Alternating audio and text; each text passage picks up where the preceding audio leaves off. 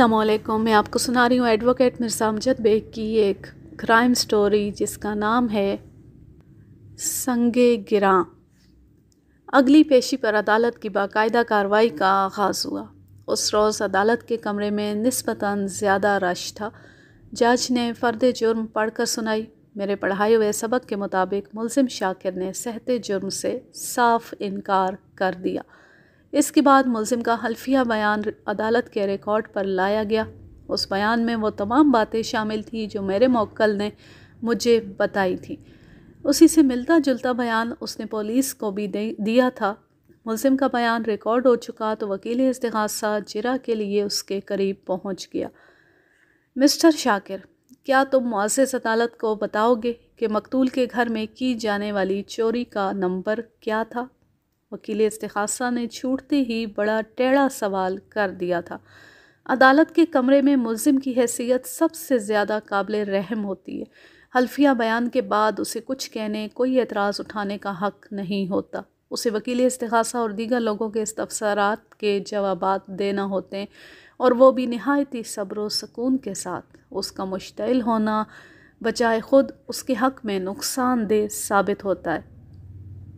मुल्ज़िम की हैसियत से सर झुकाए कटहरे में खड़े रहना और नहायती संजीदगी से वकील मुखालिफ की जिरा का मुकाबला करना बिल आखिर उसे फ़तह के करीब ले जाता है। मुल्ज़िम शाकिर ने मेरी हदायत को जहन में रखते हुए कहा, मैं कोई आदी चोर नहीं हूँ जनाब, बस ये गलती हो गई। मुल्ज़िम के लिए ये तस्लीम करना मुफीद साबित होता कि वो चोरी की गर्ज से सहर बुखारी के बंगले में दाखिल हुआ था, लेकिन मकतूला की आंख खुल जाने के बायस उसे नाकाम लौटना पड़ा। चोरी वाली बात से इनकार मुमकिन नहीं था, क्योंकि बंगले के बेडरूम के दरवाजे पर और दीगर अंदरूनी कई मकामात पर से उसके फिंगरप्रिंट्स हासिल किए जा चुके थे। वकील इस्तिग़ासा मुल्ज़िम का जवाब सुनकर बरहमी से बोला, तुम शराफत से अपने कारनामों की तादाद बताओगे या मैं तुम्हारा कच्चा चट्टा खोल कर रख दूँ? Objection your honour. मैंने अपनी सीट से उठकर बावाज़ बुलंद कहा। इस वक्त अदालत में जो केस ज़ेर समात है उसके मुताबिक मेरे मौकल पर 1.5 लाख रुपए की चोरी और नाज़नीन के कत्ल का इल्ज़ाम है। वकील इस्तिग़ासा को चाहिए कि वो असल मौजू से इधर उधर होने की कोशिश ना करे।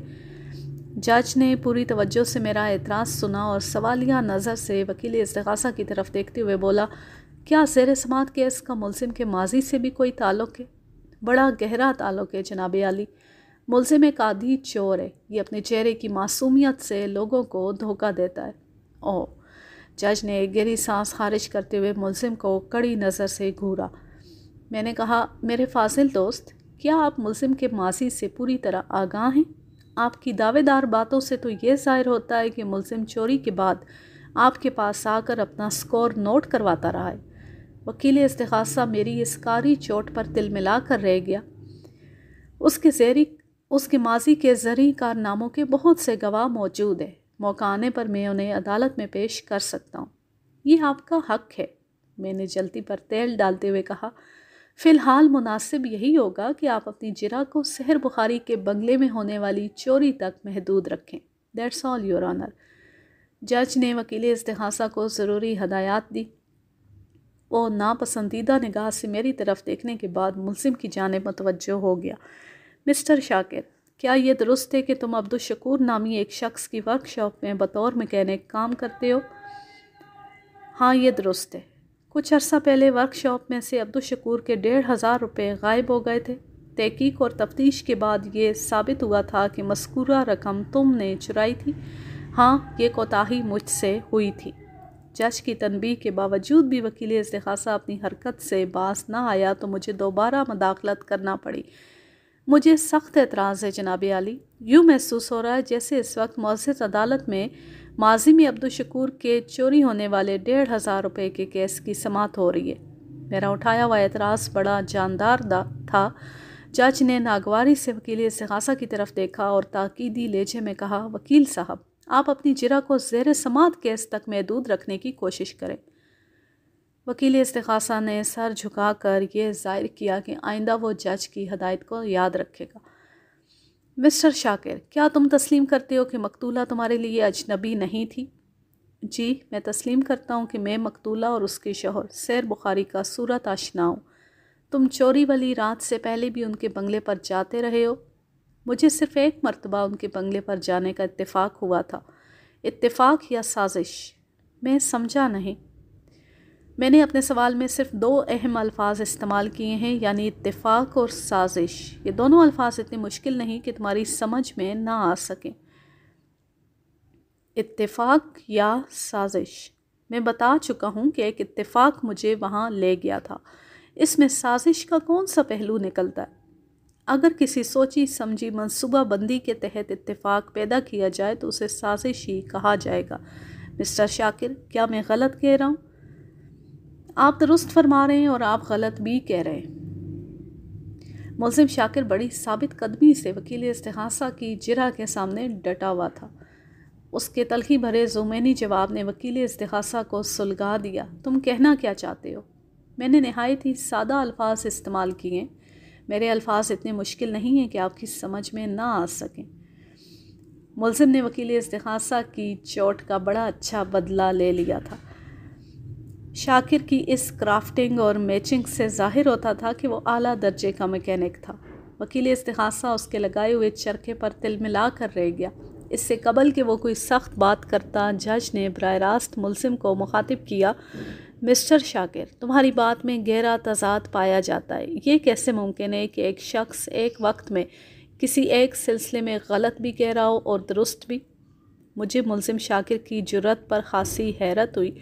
وہ جج کی جانب دیکھتے ہوئے نہایت ہی ٹھہرے ہوئے لہجے میں بولا، جناب عالی، وکیل استغاثہ بہت پہنچے ہوئے قانون دان ہیں، ان کے لیے سب کچھ ممکن ہے۔ جج نے اسے قدرے ڈانٹ پلاتے ہوئے کہا، تم اپنی بات کو کس طرح ثابت کرو گے؟ بہت آسانی سے جناب عالی۔ میں نے وکیل استغاثہ کے ایک سوال کے جواب میں عرض کیا تھا کہ آپ درست فرما رہے ہیں۔ میرا یہ بیان اس ضمن میں تھا کہ اگر کسی منصوبہ بندی کے ذریعے کوئی اتفاق پیدا کر لیا جائے تو وہ سوچی سمجھی سازش کہلائے گا۔ میں نے چونکہ کسی قسم کی پلاننگ کر کے کوئی اتفاق پیدا نہیں کیا، لہٰذا وکیل استغاثہ کی بات باطل ہو جائے گی، یعنی وہ جو کچھ بھی فرما رہے ہیں وہ غلط ہوگا۔ جج اس مدلل وضاحت کو سننے کے بعد معنی خیز انداز میں سر ہلانے لگا۔ وکیل استغاثہ چیخ سے مشابہ آواز میں بولا، میں ثابت کر سکتا ہوں کہ تم نے مقتولہ کے گھر تک رسائی حاصل کرنے کے لیے ایک مخصوص پلاننگ کے تحت راہ نکالی تھی۔ آپ کہنا کیا چاہ رہے ہیں وکیل صاحب؟ جج نے حیرت بھرے لہجے میں کہا۔ جج نے وکیل استغاثہ سے یہ سوال اس انداز میں کیا جیسے کہہ رہا ہو، ثابت کر کے دکھاؤ۔ جناب عالی، ملزم نہایت ہی مکار اور چال باز شخص ہے۔ اس نے مقتولہ کے گھر تک رسائی حاصل کرنے کے لیے بڑی ہوشیاری سے منصوبہ بندی کی تھی۔ وقوع سے کچھ روز قبل وہ مقتولہ کے بنگلے کا جائزہ لینے کے لیے ایک بہانہ بنا کر وہاں پہنچا تھا۔ یہ اس کے منصوبے کا پہلا حصہ تھا، لیکن ملزم اس الزام کی سختی سے تردید کر چکا ہے۔ آپ کے پاس کیا ثبوت ہے کہ وہ کسی سازش کے تحت مقتولہ کے بنگلے تک رسائی حاصل کرنے میں کامیاب ہوا تھا؟ ثبوت ہے میرے پاس، جو مناسب موقع پر عدالت میں پیش کر دیا جائے گا۔ تو پھر اس مناسب موقع تک اس سوال کو اٹھا رکھیں۔ جج خاموشی سے عدالتی کارروائی کو دیکھ اور سن رہا تھا اور اپنے سامنے پھیلے کاغذات پر کچھ نوٹ بھی کرتا جا رہا تھا۔ وکیل استغاثہ نے گھما پھرا کر ملزم سے مزید اسی قسم کے چند سوالات کیے اور پھر اپنی جرح کو موقوف کر دیا۔ اپنی باری پر میں ملزم والے کٹہرے کے قریب چلا گیا، پھر اس کی طرف دیکھتے ہوئے نہایت ہی ٹھہرے ہوئے لہجے میں پوچھا، مسٹر شاکر، میں تم سے جو بھی سوال کروں اس کا بہت سوچ سمجھ کر جواب دینا۔ وقوع کی رات سے پہلے تمہیں مقتولہ کے بنگلے میں جانے کا کتنی مرتبہ اتفاق ہوا ہے؟ صرف ایک مرتبہ۔ وکیل استغاثہ کو تمہارے بیان اور نیت پر شک ہے۔ کیا تم معزز عدالت کے روبرو بتا سکتے ہو کہ تم کیوں اور کس سلسلے میں مقتولہ کے بنگلے پر گئے تھے؟ جی ہاں، بالکل بتا سکتا ہوں جناب عالی۔ وکیل استغاثہ نے بھی اسی انداز میں مجھ سے سوال کیا تھا، لہٰذا میں وضاحت کرتا ہوں۔ میں مقتولہ کے بنگلے پر کیوں گیا؟ مجھے ورک شاپ کے مالک شکور صاحب نے وہاں بھیجا تھا، اس لیے گیا۔ اور جہاں تک تعلق اس بات کا ہے کہ میں کس سلسلے میں وہاں گیا تھا، تو اس کی وجہ یہ تھی، سحر بخاری کی گاڑی ہماری ورکشاپ میں مرمت کے لیے آئی ہوئی تھی۔ جب گاڑی تیار ہو گئی تو سحر بخاری نے کہا وہ کسی مصروفیت کے باعث گاڑی لینے نہیں آ سکتا، لہٰذا گاڑی کو اس کے بنگلے پر بھیج دیا جائے۔ چنانچہ عبدالشکور صاحب کے حکم پر میں وہ گاڑی لے کر مقتولہ کے بنگلے پر گیا تھا۔ یعنی تمہارے وہاں جانے میں کسی سوچی سمجھی سازش یا مخصوص پلاننگ کا کوئی ہاتھ نہیں، قطعی نہیں۔ اگر میری بات کا یقین نہ ہو تو آپ شکور صاحب سے اس بارے میں تصدیق کر سکتے ہیں۔ شکور صاحب کو یہ زحمت ضرور دی جائے گی۔ مجھے اور کچھ نہیں پوچھنا جناب عالی۔ اس کے ساتھ ہی عدالت کا مخصوص وقت ختم ہو گیا۔ جج نے چند روز بعد کی تاریخ دے کر عدالت برخاست کر دی۔ آئندہ پیشی پر عدالتی کارروائی کا آغاز ہوا تو میں نے جج سے درخواست کی، جناب عالی، اس سے پہلے کہ استغاثہ کے مزید گواہ شہادت کے لیے حاضر ہوں، میں اس کیس کے تفتیشی افسر سے چند سوالات کرنا چاہتا ہوں۔ عموماً عدالت کی باقاعدہ کارروائی کا آغاز ہوتا ہے تو سب سے پہلے تفتیشی افسر سے ہی مذاکرات ہوتے ہیں۔ میں نے پچھلی پیشی پر اس سے سرسری جرح کی تھی، کچھ باتیں میں اب مزید پوچھنا چاہتا تھا۔ تفتیشی افسر ہر پیشی پر عدالت کے کمرے میں موجود ہوتا ہے۔ میری فرمائش پر جج نے کوئی اعتراض نہ کیا۔ میں اگر چاہتا تو گزشتہ پیشی پر ہی تفتیشی افسر کو نمٹا دیتا، لیکن بعض اوقات میں دانستہ بھی اس قسم کے بے ربط ہتھ کنڈے آزماتا ہوں۔ اس سے مخالف پارٹی پر بڑے مفید اثرات برآمد ہوتے ہیں۔ خصوصاً سب سے زیادہ تکلیف وکیل مخالف کو ہوتی ہے۔ وہ میری ایسی حرکتوں سے جھنجھلا جاتا ہے، اور آپ جانتے ہیں جھنجھلائے ہوئے شخص کو ٹریپ کرنا نسبتاً آسان ہوتا ہے۔ میں جج کی اجازت پانے کے بعد انکوائری آفیسر کی جانب متوجہ ہو گیا۔ اس دوران وہ گواہوں والے کٹہرے میں آ کر کھڑا ہو چکا تھا۔ آپ کو دوبارہ زحمت دینے کے لیے معذرت خواہ ہوں، دراصل میں آپ کا نام بھول گیا۔ خاور، شکریہ۔ آپ عہدے کے اعتبار سے ایک سب انسپکٹر ہیں، کیا میں آپ کو سب انسپکٹر صاحب کہہ کر مخاطب کر سکتا ہوں؟ میری اس لطیف چھیڑ چھاڑ کا زیر سماعت مقدمے سے کوئی تعلق نہیں تھا، لیکن اس قسم کا انداز اپنا کر میں بہت سی مفید باتوں تک رسائی حاصل کرنے میں کامیاب ہو جاتا تھا۔ میرے آغاز پر ہی وکیل استغاثہ کو تکلیف شروع ہو گئی۔ آبجیکشن یور آنر، میرے فاضل دوست اس طرح کی چھیڑخانی کے لیے خاصے مشہور ہیں، انہیں عدالت کا قیمتی وقت برباد کرنے سے روکا جائے۔ چھیڑخانی؟ میں نے وکیل استغاثہ کے ادا کیے ہوئے ان الفاظ کو دہرایا۔ اگر انکوائری آفیسر کو میرے اس انداز پر اعتراض ہو تو میں اپنا سوال واپس لینے کو تیار ہوں۔ میں ایک سب انسپکٹر ہوں، کوئی بھی مجھے میرے عہدے کے حوالے سے مخاطب کر سکتا ہے۔ آپ بھی اپنا شوق پورا کر لیں۔ شکریہ سب انسپکٹر صاحب۔ خاور صاحب، آپ کو اس واقعے کی اطلاع کب اور کتنے بجے دی گئی؟ 11 جنوری کو رات 1 بجے کے قریب۔ رات 1 بجے کا مطلب ہے 12 جنوری کے دن کا آغاز ہو چکا تھا۔ جی ہاں، حساب کتاب تو یہی بتاتا ہے۔ آپ بتائیں، جائے وقوع پر آپ کتنے بجے پہنچے تھے؟ 2:30 بجے۔ اتنی تاخیر کیوں؟ حالانکہ پولیس اسٹیشن جائے واردات سے زیادہ فاصلے پر بھی نہیں۔ آدھی رات کے بعد کسی سنگین واردات کی اطلاع ملتی ہے تو جائے وقوع کی طرف جانے کے لیے ہمیں کوئی تیاری وغیرہ بھی کرنا ہوتی ہے، لہٰذا بعض اوقات دیر ہو جاتی ہے۔ وہ اپنی کوتاہی کا امکانہ جواز پیش کرتے ہوئے بولا، خیر، میں آپ سے تیاری کی تفصیل نہیں پوچھوں گا کیونکہ یہ 2 طرفہ معاملہ ہے۔ میں نے آخری جملہ مینی خیز اور پراسرار انداز میں ادا کیا تو سب انسپکٹر چونک کر دائیں بائیں دیکھنے لگا، پھر اس کی سوالیہ نظر مجھ پر ٹک گئی۔ وہ کچھ پریشان ہو گیا تھا۔ خاور صاحب، آپ کے دائیں بائیں کچھ بھی نہیں ہے۔ میں نے جس 2 طرفہ گڑبڑ کا ذکر کیا ہے اس سے میری مراد پولیس اور سحر بخاری ہے۔ پوسٹ مارٹم کی رپورٹ کے مطابق مقتولہ نازنین کی موت 11 جنوری کی رات 11 اور 12 بجے کے درمیان واقع ہوئی تھی۔ اگر موت کا اوسط وقت 11:30 بجے مقرر کر لیا جائے تب بھی اس وقت سے رات 1 بجے تک پورا 1.5 گھنٹہ بنتا ہے۔ یوں محسوس ہو رہا ہے جیسے پولیس اور سحر بخاری کے درمیان ٹھن گئی تھی۔ وہ تاخیر کھیلنے لگے۔ بالآخر یہ مقابلہ برابر چھوٹا۔ آپ لوگ بھی ٹھیک 1.5 گھنٹہ دیر سے جائے وقوع پر پہنچے تھے۔ کیا میں غلط کہہ رہا ہوں؟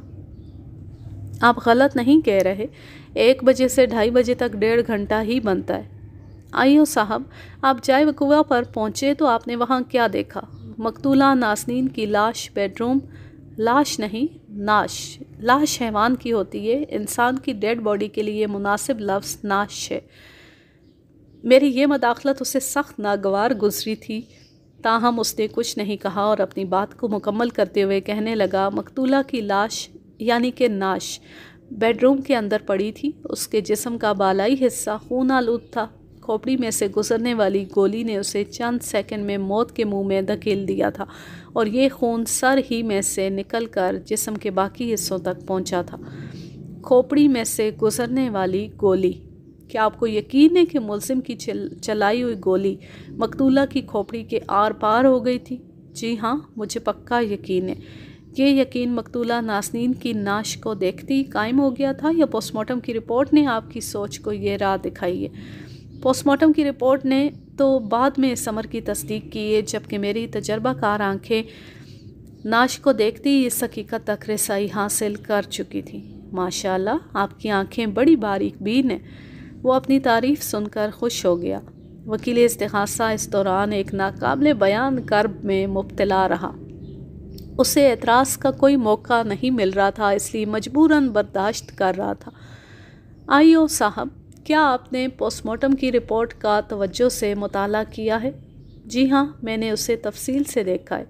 مذکورہ رپورٹ میں بڑی وضاحت کے ساتھ اس بات پر روشنی ڈالی گئی ہے کہ ملزم کے ریوالور سے چلنے والی گولی مقتولہ کی کھوپڑی میں عقب سے گھس کر پیشانی سے باہر نکل گئی تھی۔ کیا آپ پوسٹ مارٹم کی رپورٹ سے اتفاق کرتے ہیں؟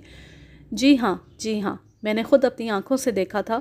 پوسٹ مارٹم رپورٹ میں حقیقت کو اجاگر کیا گیا ہے۔ گولی واقعی مقتولہ کی کھوپڑی میں عقب سے گھسی اور پیشانی پر عین اس مقام سے خارج ہوئی جہاں سے سر کے بال شروع ہوتے ہیں۔ پھر آپ اس بات سے بھی اتفاق کریں گے کہ فائر انتہائی قریب سے کیا گیا تھا؟ میں نے اس کی آنکھوں میں جھانکتے ہوئے استفسار کیا، کیونکہ انسانی کھوپڑی کی ہڈی خاصی سخت ہوتی ہے۔ اگر دور سے کسی شخص کے سر پر ریوالور سے فائر کیا جائے تو زیادہ امکان اس بات کا ہوتا ہے کہ گولی کھوپڑی کے اندر ہی پھنس کر رہ جائے گی۔ واقعات و شواہد اور پوسٹ مارٹم کی رپورٹ یہی ظاہر کرتے ہیں کہ قاتل اور مقتولہ کے درمیان بہت ہی کم فاصلہ رہا ہوگا۔ وہ بے خبری میں رفتہ رفتہ میرے چنگل میں پھنستا چلا جا رہا تھا۔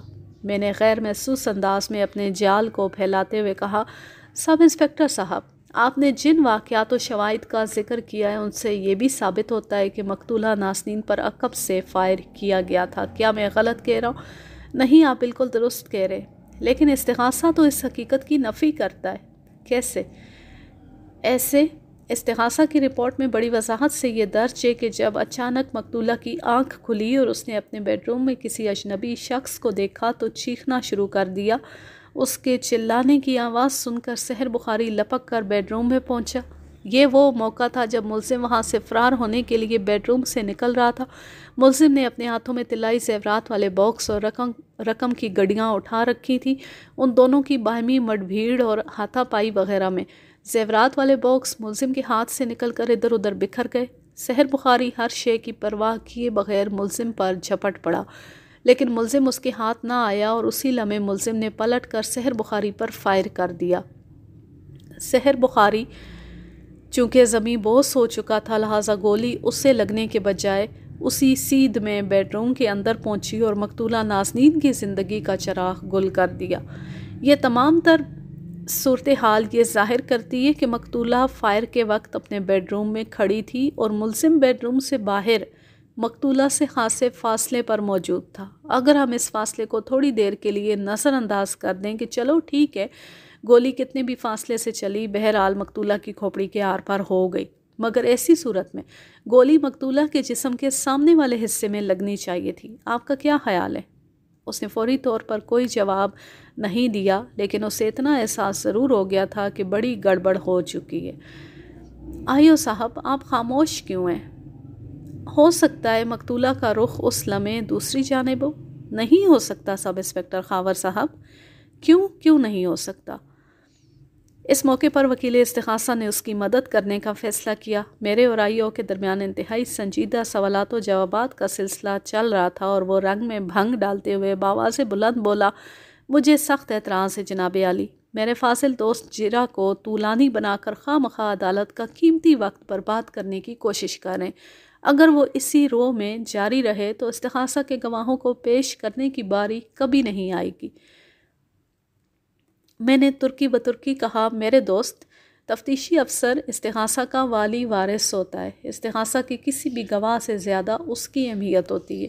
یہ باتیں مجھ سے زیادہ آپ کو معلوم ہونی چاہیے وکیل صاحب۔ میں نے ابھی تک انکوائری آفیسر سے ایک بھی غیر متعلقہ سوال نہیں کیا۔ اس موقع پر جبکہ اس کیس کے پوشیدہ گوشے رفتہ رفتہ بے نقاب ہو رہے ہیں، میری کوشش کے راستے میں کوئی رکاوٹ کھڑی کرنا یا میری جرح پر کوئی قدغن لگانا انصاف کے اصولوں کے منافی ہوگا۔ جج نے یکے بعد دیگرے وکیل استغاثہ اور انکوائری آفیسر کو دیکھا، پھر اسبات میں سر کو جنبش دیتے ہوئے مجھ سے کہا، بیگ صاحب پلیز پروسیڈ۔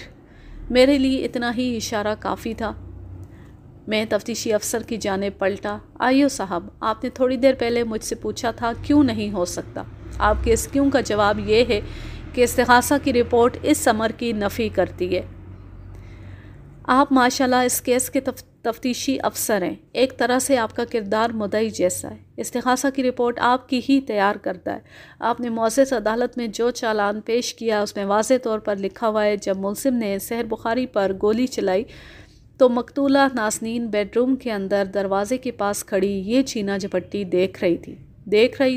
دیکھ رہی تھی کا صرف ایک ہی مطلب ہوتا ہے آئیو صاحب، اور وہ یہ کہ اس کا رخ سحر بخاری اور ملزم کی جانب تھا۔ ایسی صورت میں گولی مقتولہ کے جسم کے سامنے والے حصے میں لگنا چاہیے تھی، پھر وہ کس طرح گھوم کر کھوپڑی کے عقبی حصے میں جا گھسی؟ میرے اعتراضات میں اتنی جان تھی کہ عدالت میں ایک دم سناٹا چھا گیا۔ لگتا تھا وکیل استغاثہ، تفتیشی افسر سمیت وہاں موجود ہر شخص کو جیسے سانپ سونگھ گیا۔ صرف 2 افراد وہاں پورے تمطراق سے حاضر تھے، میں اور جج۔ جج نے تشویش بھری نگاہ سے ایک لاک کی طرف دیکھا۔ لامحالہ میری نظر بھی اسی سمت اٹھ گئی۔ عدالت کا مقررہ وقت ختم ہونے میں 15-20 منٹ باقی رہ گئے تھے۔ اگر تفتیشی افسر سے گفتگو ادھوری رہ جاتی تو سارا مزہ خراب ہو جاتا۔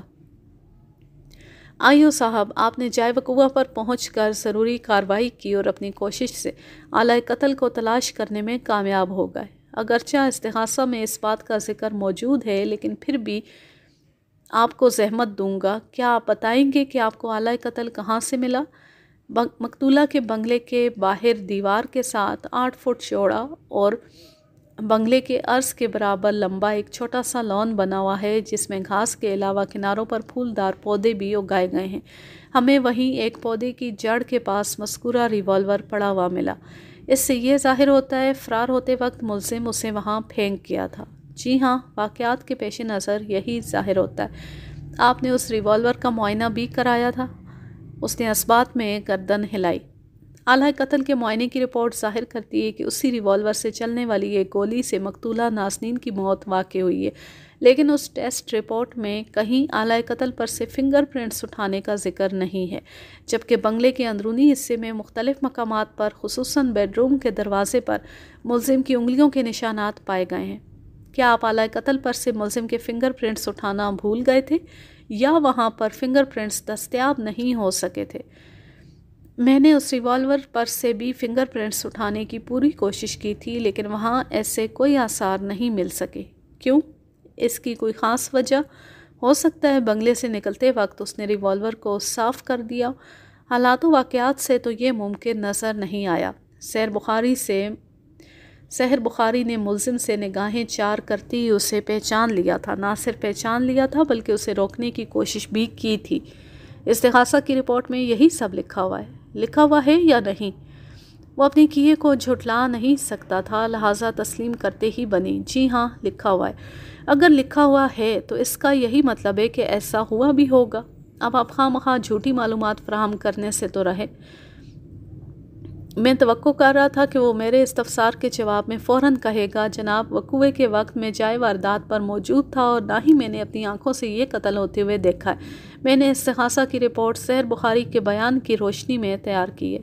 لیکن اس نے ایسی کوئی حماقت نہیں کی اور خاموش کھڑا رہا۔ آئیو صاحب، جرائم پیشہ لوگوں سے نمٹتے ہوئے آپ کو بھی کافی عرصہ ہو گیا ہوگا، اور ماشاءاللہ بقول آپ کا مشاہدہ بھی بہت قوی ہے۔ استغاثہ کا موقف ہے کہ ملزم نے سحر بخاری پر محض اس لیے فائر کیا تھا کہ وہ اسے پہچان گیا تھا اور فائر کرتے ہی ملزم بنگلے سے فرار ہو گیا تھا۔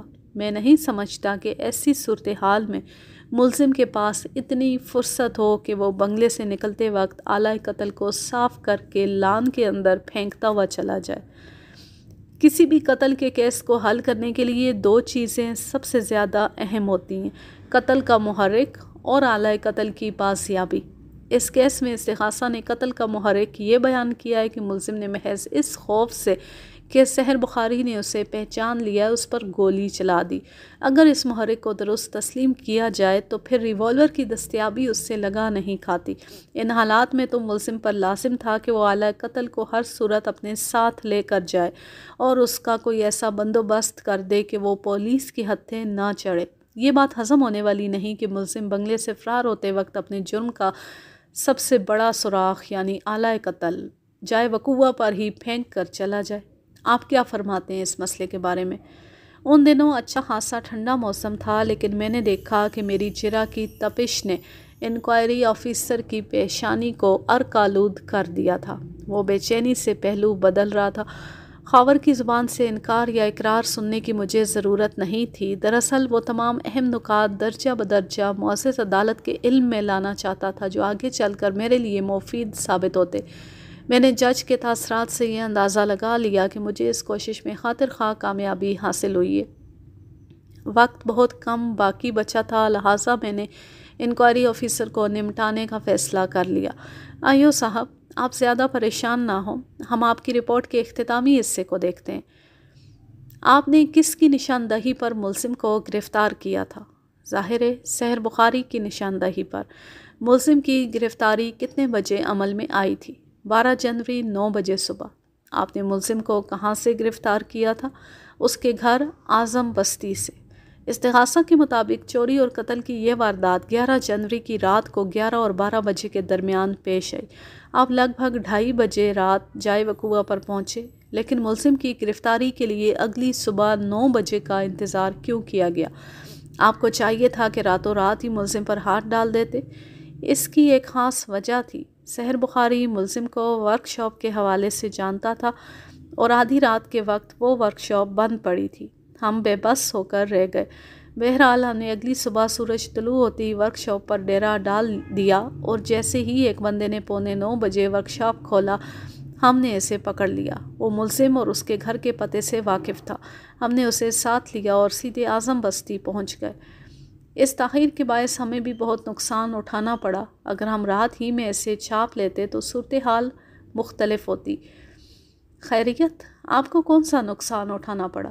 ملزم کو اچھا خاصا وقت مل گیا اور اس مہلت سے فائدہ اٹھا کر اس نے رقم کو کہیں ادھر ادھر کر دیا ہے۔ 1000 کوشش کے باوجود بھی ہم مسروقہ رقم برآمد نہیں کر سکے۔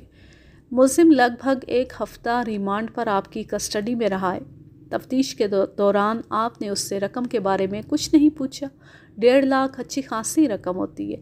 اس زمانے میں 1.5 لاکھ روپے کی ایک حیثیت ہوا کرتی تھی، خاص طور پر ملزم جیسے موٹر میکینک کے لیے تو یہ ایک بہت بڑی رقم تھی۔ انکوائری آفیسر نے میرے سوال کا جواب دیتے ہوئے کہا، ہم نے اس کی زبان کھلوانے کی اپنی سی کوشش کر کے دیکھ لی، لیکن یہ بڑا ڈھیٹ ثابت ہوا ہے۔ اس نے 1.5 لاکھ کی چوری کا اقرار نہیں کیا۔ کمال ہے، یہ بات آپ کہہ رہے ہیں، ورنہ پولیس کے بارے میں تو آج تک یہی سنتے دیکھتے اور پڑھتے آئے ہیں کہ ان کی کسٹڈی میں پہنچ کر پتھر بھی بولنے پر مجبور ہو جاتے ہیں۔ وہ کٹہرے میں خاموش کھڑے میرے موکل کی جانب انگلی سے اشارہ کرتے ہوئے بولا، یہ اس سلسلے میں بہت ہی سخت جان ثابت ہوا ہے۔ آپ نے جس طرح سخت جان کے الفاظ استعمال کیے ہیں، اس سے تو یہی نتیجہ نکلتا ہے کہ آپ نے ملزم سے اقرار جرم کرانے کے لیے اس پر بہت سختی کی ہوگی۔ تفتیش کے دوران تھوڑی بہت سختی تو کرنا ہی پڑتی ہے جناب، ورنہ شرافت سے کون مجرم اپنا جرم قبول کرتا ہے؟ یہ بھی تو ہو سکتا ہے ملزم نے مقتولہ کے گھر سے کوئی رقم چرائی ہی نہ ہو۔ رقم تو گئی ہے جناب۔ پھر ممکن ہے اس نے آلہ قتل کی طرح وہ رقم بھی فرار ہوتے وقت کہیں پھینک دی ہو۔ کیا آپ نے بنگلے کے باہر بنے ہوئے مختصر سے لان میں کسی پھولدار پودے میں اس رقم کو تلاش کرنے کی کوشش کی؟ جی ہاں، ہم نے وہاں رقم کو تلاش کیا تھا، لیکن ہمیں اس تلاش میں کامیابی نہیں ہو سکی۔ کہیں اس نے وہ رقم کسی خفیہ گوشے میں تو نہیں چھپا دی؟ آپ کو پتا پتا بوٹا بوٹا تلاش کرنا چاہیے تھا جناب۔ وہ 1.5 لاکھ روپے کی رقم گڈیوں کی صورت میں تھی، کوئی سوئی نہیں جو ہمیں دکھائی نہ دیتی۔ ملزم نے رقم کو لون میں نہیں چھپایا۔ کیا ملزم نے سحر بخاری پر گولی چلانے کا اقرار کر لیا ہے؟ نہیں۔ میرے موکل نے مقتولہ کے بنگلے سے 1 پائی چرانے کا اقرار نہیں کیا اور نہ ہی اس نے فائرنگ کی ذمہ داری قبول کی ہے۔ ایسی صورت میں آپ نے عدالت میں جو استغاثہ دائر کیا ہے اس کی کیا اہمیت رہ جاتی ہے؟ کچھ اندازہ ہے آپ کو؟ انکوائری آفیسر نے فوری طور پر میرے سوال کا کوئی جواب نہیں دیا۔ میں نے ایک خاص مقصد کے تحت اس پر کڑی جرح کی تھی اور میرا وہ مقصد پورا ہو گیا تھا۔ جج پوری توجہ اور دلچسپی سے ان نکات کو نوٹ کرتا جا رہا تھا اور اس کیس میں عدالتی کارروائی کو اپنی مرضی کے ٹریک تک لانے میں کامیاب رہا تھا۔ اس سے قبل کہ تفتیشی افسر میرے سوال کے جواب میں کوئی معقول یا نامعقول جواز پیش کرتا، عدالت کا مخصوص وقت ختم ہو گیا۔ جج نے اگلی پیشی کی تاریخ دے کر عدالت برخاست کر دی۔ آئندہ پیشی 10 دن بعد تھی۔ میرے موکل کی بیوی پروین، جو کیس کی ابتدا میں نا امید اور مایوس نظر آ رہی تھی، اس کی ذہنی کیفیت میں نمایاں اور مثبت تبدیلی دیکھنے میں آ رہی تھی۔ وہ فاروق کے ساتھ میرے دفتر بھی آئی۔ میں نے تسلی اور حوصلہ دلانے والی باتوں کے بعد اسے رخصت کر دیا۔ ان 10 دنوں میں کوئی قابل ذکر واقعہ پیش نہیں آیا۔ آئندہ پیشی پر استغاثہ کی طرف سے 3 گواہ عدالت میں پیش ہوئے۔ میں ان کے بیانات اور بعد ازاں ان پر ہونے والی جرح کا احوال آپ کی خدمت میں پیش کرتا ہوں۔ سب سے پہلے محمد لطیف نامی ایک شخص گواہی دینے کے لیے کٹہرے میں آیا۔ اس نے سچ بولنے کا حلف اٹھانے کے بعد اپنا مختصر سا بیان ریکارڈ کروایا۔ محمد لطیف کی عمر 55 کے قریب تھی، صحت اچھی، سر کے بال آدھے سے زیادہ غائب تھے اور رنگت گہری سانولی۔ اس نے آنکھوں پر نظر کا چشمہ لگا رکھا تھا، لیکن چشمے کے اندر سے اس کی آنکھوں کا عیب واضح طور پر نظر آ رہا تھا۔ وہ بقول شخص سے بیک وقت مشرق و مغرب میں دیکھنے کی صلاحیت رکھتا تھا۔ لطیف کو سحر بخاری کے سامنے والے بنگلے میں قیام پذیری کا اعزاز حاصل تھا۔ وکیل استغاثہ جرح کے لیے اس کے کٹہرے کے قریب پہنچ گیا۔ لطیف صاحب، آپ مقتولہ کے سامنے والے بنگلے میں رہتے ہیں اور وقوعے کے روز آپ اپنے گھر کے لان میں ٹہل رہے تھے۔ اس رات آپ نے مقتولہ کے بنگلے میں فائرنگ کی آواز سنی تھی؟ فائرنگ نہیں، فائر کی آواز۔ صرف ایک گولی چلنے کی آواز آئی تو میں چونک اٹھا۔ پھر آپ نے کیا کیا تھا؟ فائر کی آواز چونکہ سامنے والے بنگلے کے اندر سے آئی تھی، اس لیے میں تشویش میں مبتلا ہو گیا، کیونکہ یہ پڑوس کا معاملہ تھا۔ کیا آپ نے اس سلسلے میں کوئی خاص قدم اٹھایا تھا؟ میں گیٹ کھول کر اپنے بنگلے سے باہر نکل آیا۔ باہر آنے کے بعد آپ نے کیا دیکھا؟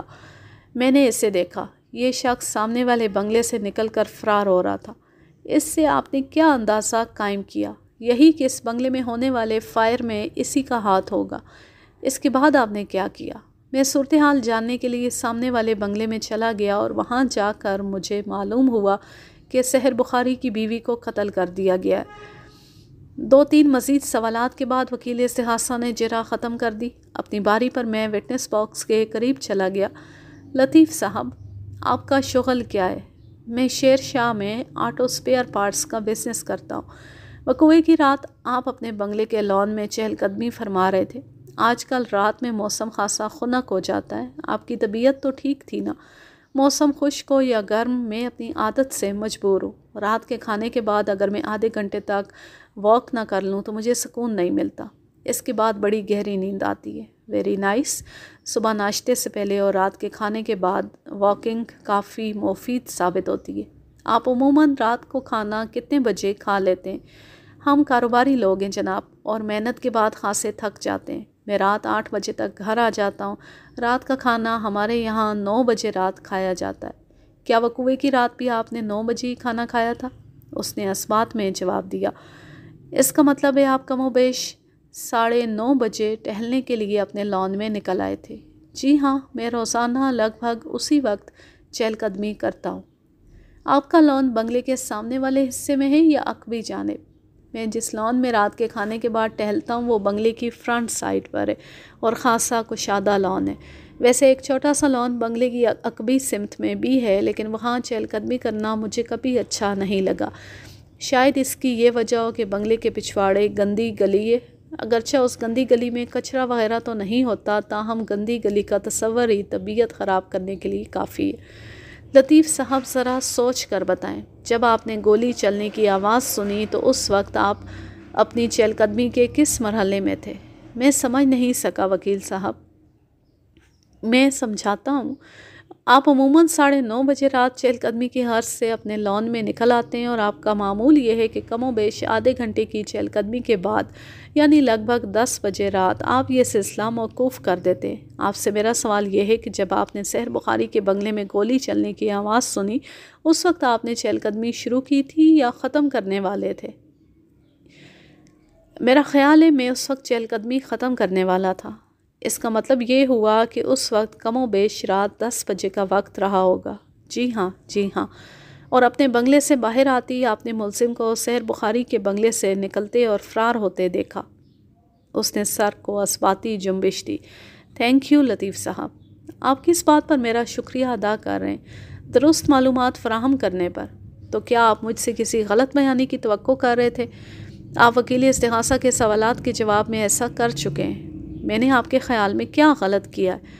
استغاثہ کے معزز گواہ مسٹر لطیف کی غلط بیانی کی نشاندہی ضروری ہو گئی تو میں نے تیکھے لہجے میں کہا، لطیف صاحب، آپ نے وکیل استغاثہ کی جرح کے جواب میں بتایا ہے کہ سحر بخاری کے بنگلے سے ابھرنے والی فائر کی آواز سن کر آپ اپنے بنگلے سے باہر نکل آئے تھے، اور اس وقت آپ نے ملزم کو سحر بخاری والے بنگلے سے نکل کر فرار ہوتے دیکھا۔ اس بیان سے یہ ظاہر ہوتا ہے کہ پہلے ملزم نے فائر کیا اور اس کے بعد وہ جائے وقوع سے فرار ہو گیا۔ کیا میں صحیح کہہ رہا ہوں؟ تو کیا ایسا نہیں ہوا تھا؟ آپ کے خیال میں ملزم پہلے فرار ہوا اور بعد میں اس نے گولی چلائی ہوگی؟ جی، میرے خیال میں حقیقت یہی ہے۔ اس بات میں کسی شک و شبے کی گنجائش نہیں کہ آپ نے وقوع کی رات لگ بھگ 10 بجے ملزم کو سحر بخاری کے بنگلے سے فرار ہوتے دیکھا تھا، لیکن بعد ازاں آپ نے جو فائر کی آواز سنی اس کا میرے موکل سے کسی قسم کا کوئی تعلق نہیں ہے۔ آپ بالکل الٹی بات کر رہے ہیں۔ آپ کی سمجھ کا پھیر ہے لطیف صاحب۔ وہ مزید الجھ کر وکیل استغاثہ کی طرف دیکھنے لگا۔ اس کی نگاہ میں امداد کی پکار تھی۔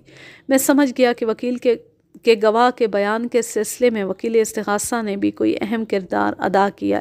میں نے گواہ کو سوچنے سمجھنے کا موقع نہ دیا اور قدرے جارحانہ لہجے میں کہا، لطیف صاحب، آپ کو پتہ ہے جھوٹی گواہی پر آپ کو عدالت سے سزا بھی ہو سکتی ہے۔ میں نے کون سا جھوٹ بولا ہے؟ گولی چلنے کی آواز کو ملزم کے فرار کے ساتھ نتھی کرنا، کیا مطلب ہے آپ کا؟ مطلب بھی مجھے ہی بتانا ہوگا؟ آپ ہی بتا دیں۔ پوسٹ مارٹم کی رپورٹ کے مطابق مقتولہ نازنین کی موت 11 اور 12 جنوری کی درمیانی شب 11 اور 12 بجے کے درمیان واقع ہوئی تھی۔ اسی رپورٹ میں بڑی وضاحت اور وثوق کے ساتھ یہ بھی لکھا ہوا ہے کہ گولی کھانے کے بعد چند سیکنڈ کے اندر ہی مقتولہ کی موت واقع ہو گئی۔ کیا آپ پوسٹ مارٹم کی رپورٹ کو چیلنج کر رہے ہیں؟ میں نے تو ایسی کوئی کوشش نہیں کی۔ اس سے پہلے کہ وکیل استغاثہ گواہ کی مدد کے لیے پر تولتا، میں نے گواہ کو آڑے ہاتھوں لیا۔ لطیف صاحب، یا تو آپ حالات کی سنگینی سے واقف نہیں ہیں یا پھر آپ دانستہ ڈھٹائی پر اترے ہوئے ہیں، اس لیے آپ بار بار جھوٹ بول رہے ہیں۔ جھوٹ نمبر 1، آپ نے سامنے والے بنگلے میں گولی چلنے کی آواز سنی اور جب باہر جا کر دیکھا تو ملزم وہاں سے فرار ہو رہا تھا۔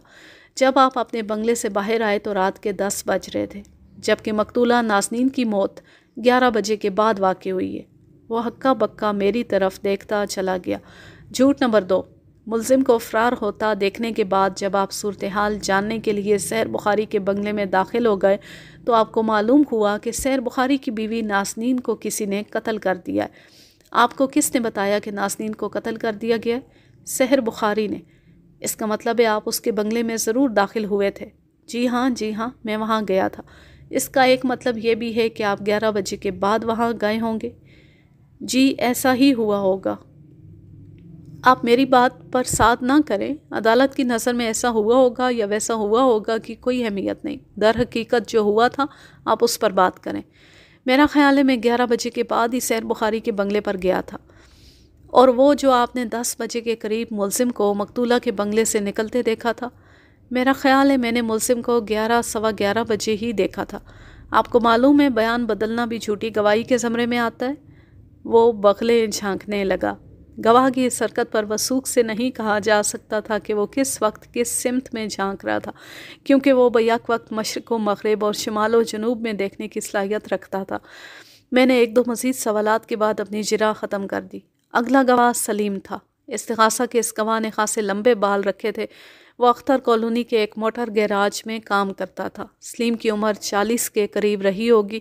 وہ چھریرے بدن کا مالک ایک ہوشیار شخص تھا۔ اس کی آنکھیں مسلسل حرکت میں رہتی تھی، جس سے اس کی تیزی تراری عیاں تھی۔ سلیم حلفیہ بیان ریکارڈ کرانے کے بعد فارغ ہوا تو وکیل استغاثہ نے اسے گھیر لیا۔ مسٹر سلیم، کیا یہ سچ ہے کہ ملزم پہلے تمہارے ساتھ کام کرتا تھا؟ جی ہاں، ہم اختر کالونی والے گیراج میں کام کرتے تھے۔ ملزم نے وہاں سے کام کیوں چھوڑا تھا؟ اس نے خود کام نہیں چھوڑا تھا۔ پھر گیراج کے مالک صمد خان صاحب نے اسے نوکری سے نکال دیا تھا۔